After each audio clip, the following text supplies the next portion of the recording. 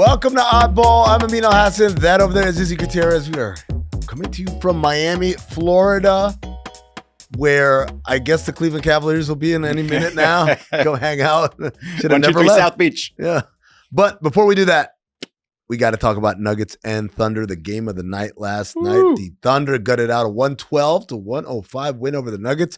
They owe 3-2 in the series, Izzy. One more, and they are done. Big plays from both teams down the stretch. Lou Dort hit a bunch of threes. Nikola Jokic had some crazy, weird, one-legged buzzer beater three over Chet Holmgren. And, of course, SGA delivering the clutch three. Jokic was incredible. 44 points, 15 rebounds, 5 assists, and it just won't matter, as it usually does. Because apparently the Nuggets, whenever he scores 40 points, that's a bad thing. What a great game. I think it was very, sort of encapsulates the series a little bit because they're so close, and it's just a matter of which team it's not even not letting go of the rope. Which team doesn't have that little gap in the fourth quarter where they just, don't produce? And this time it was the Denver Nuggets. And this time it was OKC's, the players that we need for them to coming through. Lou Dort, a little bit of a bonus with those 3 threes. But Shai Gilgeous-Alexander did what he was supposed to do, did what people wanted him to do at this point, right? Right. He did. Jalen Williams had a big 3 down the stretch. The other Jalen Williams had a really nice drive and dish to Chet Holmgren for a finish at the rim. They got contributions from all their guys. Yes, SGA was spectacular. He had the game that people were demanding. Hey, if you're the MVP, you got to do this, whatever. He did it. He proved himself last night. And on the other side, Jokic did, but didn't get much help. And I think that's kind of not a coincidence, not an accident. That's the Oklahoma City Thunder defensive scheme, which is we're good with Jokic going crazy. Right. But what we don't want is to have him have 8, 9, 10, 11, 12 assists. That's bad. As long as we can limit his assists, we're good. And what ended up happening down the stretch is when those assist opportunities did present themselves, they did not deliver, and he was left kind of on an island again. Jokic we mentioned the shot, the pivot, launch it over the head 3 over Chet Holmgren. That shot, if they actually win that game, probably his top career highlight, given the situation. Right? It's even better than the Anthony Davis one because Chet's a little taller, and it's in the second round of the playoffs. Instead, what happened is it just felt like nobody else could do anything. Right, that just became the one highlight there, and that was the only 3 for the last 17 minutes of the game. They were 1 for 18. Which again, and you get this great stat here: the non-Joker Nuggets shot 31% from the field and 21% from 3 tonight. Nobody outside Jokic, Jamal, and Gordon could play for Denver tonight. Just a brutal loss. That's from Rohan Natkani. Now, this is what I'm talking about, right? Which is he can't do everything. When I say can't do everything, meaning. No, you got to hit a shot, right? I think of Michael Porter Jr. down the stretch, who was horrendous. I think about Christian Brown in the corner, wide open. They need you to hit that one. He also missed a couple bunnies at the rim. Yep. And I think when you look at their minutes played, right, they didn't go deep. They went 7, and Julian Strawther, who had 9 minutes, less than 10 minutes played. So this is the thing I'm thinking about is they fired Michael Malone because he wasn't playing enough guys or wasn't playing the young guys. And Michael Malone was like, you got to give me guys who are good enough to play. So you fire him, you bring in David Adelman, and what does David Adelman do? He does pretty much the same thing that Michael Malone did. He's like, I can't trust anyone beyond these 7 and a half players. The guys that you can't trust expose themselves immediately in the playoffs. Yeah. Or rather, the other team exposes that player immediately in the playoffs. And so that's why I'm looking at the end of this game for Mr. Adelman there. Why are we closing with MPJ? Oh, that's a question. When he's clearly not hitting not shooting well. His shoulder's bothering him. Russ was, I know, 1 for 7, but he's always going to give you something, right? And there it is, right? And we talked about this, against the Clippers in the Clippers series, where why is Russ closing these games? Because it's apparent, he may not shoot well. He may even make some crazy passes or plays. What were you thinking? But he plays hard. You can never walk away and say, I don't know what impact he had. Whereas Michael Porter Jr. has long stretches where nothing's happening. And if he's not shooting the ball, nothing else is happening. And he's not. He's 0 for 10 from 3 for the last 2 games. Yeah.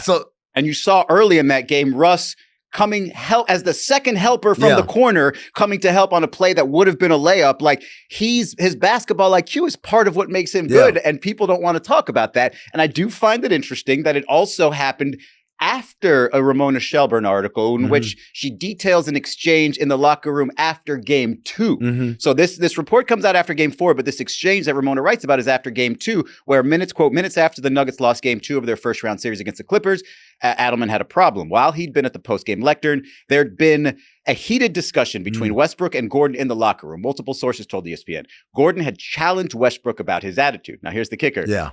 Outside the locker room, one player relayed why Gordon might have done so. Quote, "He's so immature," he said of Westbrook. Now, whether or not, because afterward, after this past game, Aaron Gordon said the exact opposite, said that was untrue, and said that Russell has been great for the team. Yeah, and he has been great for the team.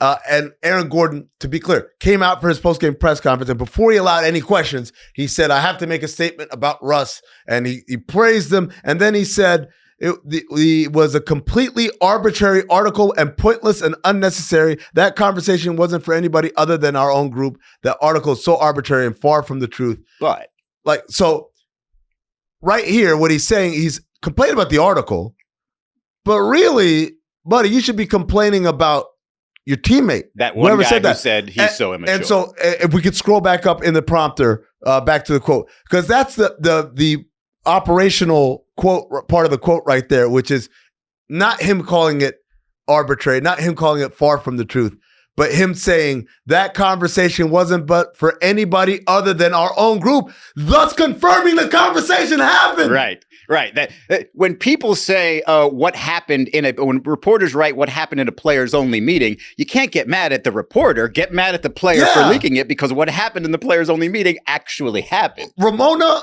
her reporting, don't be mad at the article. The reporting is accurate, right? Someone said that after the meeting. Someone said that. Right. Now, I would argue, hey, man, everyone get your phones out. Let's see. Or I guess they talked to Ramona directly after the game, so maybe that's not a great approach. But my point is this. This happens because all of y'all are so thirsty to buddy up to a reporter because you think it might get you a new deal here, or maybe it might talk about me nice in free agency or whatever, or when I want to be a coach or a GM or whatever, these people can help me. And I'm not saying that that's not the case. I'm just saying I remember a time where people kept their mouth shut. Look, I don't want to just beat up on Christian Brown without mentioning others who failed the Nuggets. I would argue Jamal Murray is skating a little bit because when he has the big game, we love him. He said, "Oh, what a playoff performer." When he goes 3 for 13 from 3 in a game they kind of got to have, and in a game where your main kick, not your sidekick, Joker is absolutely killing it. Give me 2 more makes. Give me, and it's not like, look, Jamal takes the shots that he knows are there for him. He's comfortable enough in that offense. He's only going to take wild shots if the shot clock's expiring. So if you're going to take 13 threes, man, I'm going to need 5 or 6 of those to go in a huge game, especially when Joker's keeping it tight. I mean, I feel like, to me, this is more about the supporting cast outside of that, especially when you talk about Alex Caruso outscoring the entire Nuggets bench, which isn't hard, again, when you play 2.5 players. It's not hard for one guy to outscore all of them, but it's just, there's nothing. It's famine outside of Joker, really outside of Joker. But then you can give me a little bit of Murray and a little bit of Gordon. Just Christian Brown, just hit a shot. We're not asking you to have 30. Just hit a shot, and that's the problem. That's where we're at with this. And meanwhile, the Thunder are getting contributions from everybody. There's Lou Dort, as I said. There was Jalen Williams, the big Jalen Williams, who, again, he only played 3 minutes in the fourth quarter. He had 2 rebounds and 2 assists. Yeah. That's incredible productivity for someone to come in. He only played 10, 12 minutes in the game. So there's clearly a difference in the quality of minutes they're getting from their supporting cast as well as the quantity of minutes. Do you think Denver still has a shot in this series? I mean, every time you have Nikola Jokic, yes, you're always going to have a shot. But I will remind you that I picked the Thunder to win it all. And of course. I don't even remember who I picked. I would say that right now, though, series is a pick'em. I think it's a coin flip right now. Yeah, because I can almost guarantee those role players, Christian Brown, even Jamal Murray, will play better at home. I don't think Joker's going to step back. I think they win that game 6 at home. And I think things get a little tighter in game 7. And I don't think those Lou Dort shots are going in. And We'll see what happens when you've got one team has been a champion and the other team is just trying to break through. Speaking of things getting a little tighter, that's not what happened in Cleveland last night. What happened was... I think Donovan Mitchell's ankle got a little tight. There you go. Yeah. Maybe. Yeah, well, either way, the Pacers close out the Cavs in Game 5, 114-105. Again, one of those scores where it's like, not quite representative of what actually happened. After a dominant regular season, the Cavs are gone with a whimper. Halliburton was phenomenal once again. Closeout games, 25 points a game. What was that, 53% shooting, 8.3 assists, 5.3 rebounds, and 4 closeout wins in his career. That's legendary stuff so far. And of course, the patron saint of NBA Twitter, LeBron James, had to chime in, questioning, who's overrated now? What are you talking about? These lames. Everyone should want to play with them. And Izzy, before we get to Rachel Nichols' absolute undressing of the LeBron tweet, can I ask you a question? Yeah.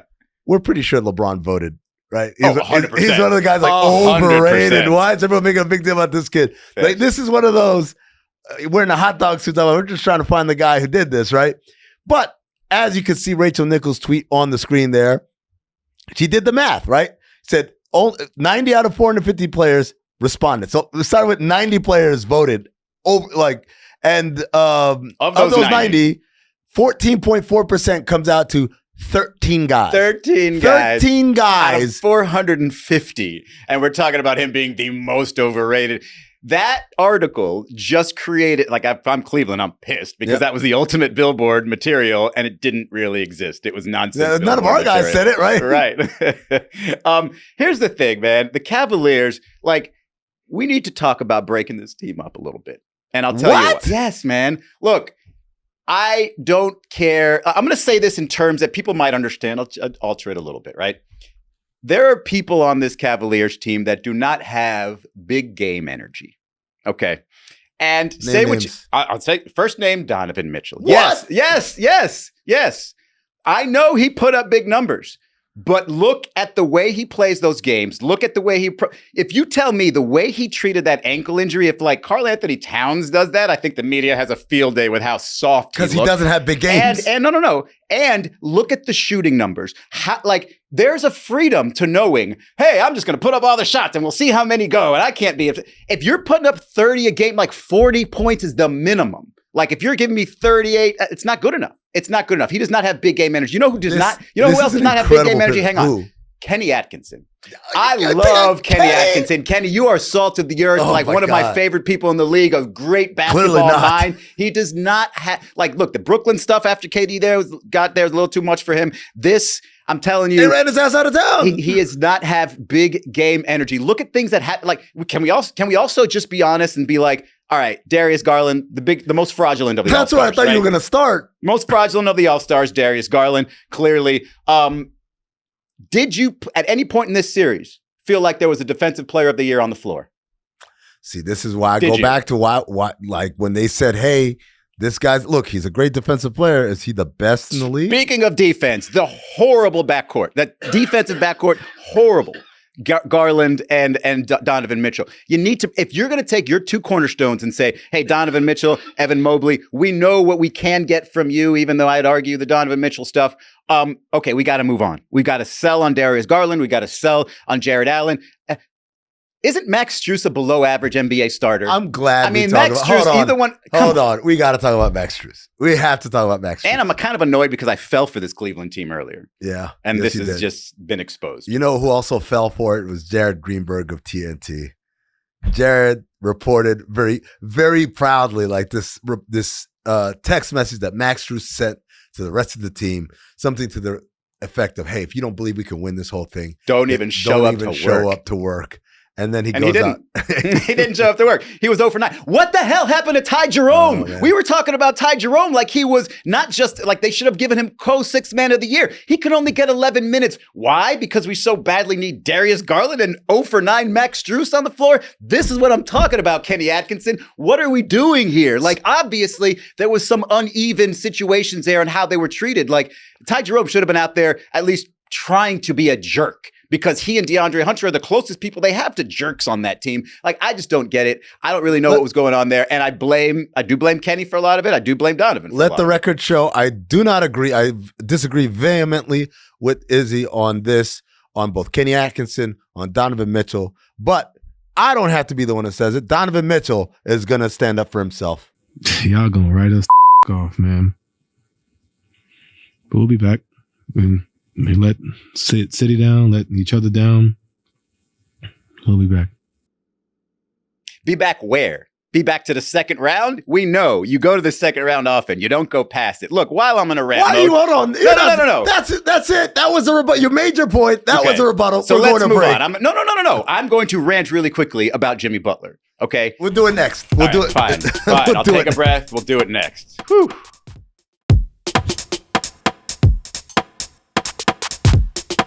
All right, and another thing. I mean, like, this Jimmy Butler situation, I told people, I was on so many radio shows after he got traded, I told them exactly what was going to happen. I said, look, he's going to bring in good energy, he's going to start off well, he's going to embrace everybody, and then there's going to be a bunch of times where you scratch your head like, why did he pass up that shot? Why is he not being more aggressive? There's drop coverage on Rudy Gobert, okay, in this series. Like, he had 9 shots in Game 4. It's absolutely ridiculous. You got drop coverage, Rudy Gobert, the guy that Draymond Green mocks mercilessly. You can do nothing against him. I think you had 1 pull-up jumper. He had 33 points in the other game that they lost. What, you have to stop being aggressive now? Like, I never want to see you be the guy who early on is facilitating. Why? That man was in the corner, would dribble to the free throw line, and then just look around. Like, what is that? I guarantee you Steve Kerr and Draymond were both like, can you do something more aggressively? I don't care if you go 7 for 23. Do something where it feels like you're trying to take over the game. And it's exactly what happened. It's just frustrating to watch. All we need is one win from the Warriors in order to probably get Stephen Curry back. And we're not probably going to get it because Jimmy Butler is not. I can guarantee you also in his mind, he's like, I just got here. Who am I to save the day? Like, this is Steph's team. I'm not supposed to come in here when he's hurt and all of a sudden be Batman. Already established I'm Robin. Like, it's just nonsense to me. It's frustrating to watch. And I'm sure there are Miami Heat fans everywhere kind of smiling. So if I'm keeping track right, Donovan Mitchell, not a big game player. Kenny Atkinson, not a big game coach. Energy. Jimmy Butler needs to do more. Any other things you're hot on? Yeah, I mean, hell yeah. The Mavericks, we just did an oddball on the run on it. The Mavericks, you remember this? They won the draft lottery. Why are play-in teams allowed to be in the draft lottery? You literally have an option of winning the championship if you just keep winning, and yet because you lose, you get back into the lottery? No. If you have a chance to be in the playoff by being a play-in team, you're no longer in the lottery. That'd be great because you get, 4 teams out of there, so it's only 10 teams, and then, maybe the conspiracy theories aren't really there, but that's absolutely crazy. They need to get out of there. You all right? I'm fine, man. It's just a day where there's a lot of opinions. You just got to throw them out there. I'm sorry, Cleveland. Like, I'm okay. That's a lie. I don't enjoy Cleveland, but I like the people on that team. I'm just tired of this. Like, it's frustrating when people just don't say what's actually happening. I just think that's the playoffs sometimes, man. Things happen. And I don't think it's because of character failures. I think sometimes people are just better than you. I didn't say big game energy is not a character failure. Character, like you don't have the character to show up in a big game is what you're saying. Character is just the DNA. It's just you're built that way. But that's okay. But that's what I'm saying. I don't think it's that. I think sometimes good things happen. Sometimes bad things happen. 6-point game. He gets fouled shooting a 3 and misses all 3 free throws. Is that big game energy? Who of the superstars that's a good shooter is going to miss all 3 of those? You can miss 1. You miss 2. I'm questioning you. You miss 3. Get out of here, you gotta man. Miss the third you are one. Not the leader. You gotta miss a third one for a chance for the rebound and keep things going. No. There's more time than that. Nonsense. All right. So let's talk about one of the things in your rant, which is the Mavericks shouldn't have been in the draft lottery because they were a play-in team. I wholly disagree. I don't want teams to be disincentivized from wanting to be good. And that's what you're basically saying. But that's not the point. The point is they were in the draft lottery and they won the draft lottery and they got the number 1 pick. And due to Nico Harrison's transactions, there were a lot of jokes that, okay, here he goes. He's going to trade the pick for Jason Tatum, someone who's hurt right now. But Tim McMahon reported instantly on Tuesday morning that thought was put to bed But we know Nico, and we don't trust him, so we made this meme right here. It's dumb. It's dumb. How are you going to say flatly, we're keeping the pick, unless you also say we are changing the direction of the franchise? We no longer have that 3-year window where Anthony Davis is going to be our star, because within those 3 years, we don't even know how good Cooper Flagg is going to be. And one of those years, we're not going to have Kyrie Irving. So really, that becomes a 2-year window. And you're relying on Cooper being that probably second option, maybe, because you have no idea how good Kyrie's going to be. So if you're guaranteeing yourself you're keeping that number 1 pick, shouldn't the follow-up question be, okay, are you trading Anthony Davis? Are we resetting the timeline here for this organization? And if we do that, and Nico should want to do that, because the pressure gets lessened at that point, because it's not, hey, win a championship within the next 3 years. It's, hey, reestablish this team with in this case, a white American superstar, and see how far we can go with that. It's 2 different directions. I don't think, no. I think because Kyrie's hurt, nothing's going to happen over this next year. So it's the perfect incubation to let Cooper Flagg come in. We're going to be competitive because they do have good players when they're healthy. Okay. But not, Anthony Davis okay with that? Why wouldn't he be okay with it? Because he just got traded from the Lakers and wants to make a point. He doesn't want to be a part of a rebuild. It's not a rebuild. It's just it's a hit the pause button for a little bit while Kyrie comes back. And by the way, this is not like Jason Tatum tearing his Achilles or Damian Lillard tearing his Achilles. ACL is like the most rote surgery now. They make it so that when you're done with your reconstruction, your knee is actually better than it was prior to the injury. So I have no doubt that his knee was a disaster. What's up? His knee was a disaster. Well, maybe now it'll be a lot better. But like I have every bit of confidence that when Kyrie Irving is back, he'll be fine, right? It's just when is he going to be back? And so in that meantime, in between time, what's wrong with letting Cooper Flagg go out there and kind of stretch his legs, figure out who he is in this league? And then now when Kyrie comes back, he comes back to an even better team than he was before. Again, if I'm Anthony Davis, I'm not good with the pause. That 1 year, it's important to me. I only have so many left. All right. Well, tell you what, man. He's got to just close his eyes and have blind faith. Speaking of blind faith, let's play Blind Ranker. Yeah. We got Cooper Flagg penciled in as a surefire superstar, but we've been here before, guys. I'm not going to fall for the banana in the tailpipe. So what we're going to do is we're going to blind rank number 1 overall picks to try to predict how good Cooper Flagg will be. Because one of these number 1 overall picks is going to bomb. It's going to happen eventually. So here's the thing. Cooper? We don't know which players are going to come up, right? They might pull some of the bad, the ones that did bomb, right? And so once they're in place, we can't move them. So wherever they are, we just got to stick with it, right? Let's see the first name. Zion Williamson. Whew. I mean, that's scary. It's got to be low. It's got to be in the second half. I'm not going to say low like 9 or 10 because there's some pretty terrible number 1 picks. He's been a great player. He's just been hurt a lot. 7? So 7? I'm 7. good at 7. It kind of looks like the letter Z. Okay. So, all right. All right. Next name. Hakeem Olajuwon. All right. So this is one of the greatest number 1 overall picks of all time. Yeah. Maybe LeBron, maybe Shaq. Kareem. Right? Magic. Maybe even then, that's arguable. I'd say put him at 2. 2? You want to go that high? I go 2, and I'll because I don't trust these guys. Let's go 2. We're gonna get some curveballs here. What was the next name? Ben Simmons. See, I told you you're gonna get some curveballs. Has Ben Simmons had a better career than Zion Williamson? He's played more. Oof. He's played more. But I got to put him below. I got to put him below, just in terms of potential still. So I honestly think Ben might be 9 because there might be like an Anthony Bennett on the list. I'm saving up. So I'm going to say 8 because I think he's had a decent career, not a good career for a number 1 overall pick, but he's a serviceable NBA player, and there are guys who haven't been. All right, let's speed these up. Yep. Who's next? Shaq. Woo! There you go. That's got to be number 1, right? Better than Hakeem? You got Shaq better than Hakeem? He's got more championships. I mean, I guess. Okay, put Shaq. I mean, come on. Put Shaq at 1. In a pantheon of big men, Shaq is over. D Rose, another guy who got injured. Is he below Ben Simmons? Well, it's got to be. You want an MVP? 9. He's got to be top. No, it's got to be 5 or 6. No way. 6, dude. You know how many great players? Okay, here we go. Putting him Andre Bargnani's the next name. 10. Bargnani's 10. Bargnani's 10. D Rose is 6. D Rose is 6. Now that I know Bargnani's on the list. All right, who's next? We're up against the clock. Here we go. We got Bargnani 10. Who's next? Give me a name, damn it! Not Bargnani again. Come on, guys. Bargnani's at 9. And you want to criticize Donovan Mitchell for missing 3 free throws. Andrew Wiggins, 9. There you go, 9. I'm good with that. A champion Andrew Wiggins is 9. But not for the team that drafted. Anthony there we go. Edwards? I'm going to say 4. Okay, Anthony Edwards, 4 because I'm holding out. Kwame Brown is 5. Oh no. Yeah. Kwame Brown. Cooper Flagg is 3. Kwame Brown. What are we doing? Yeah. Well, I mean, in retrospect, not bad. I mean, Anthony Edwards would have been higher, I guess.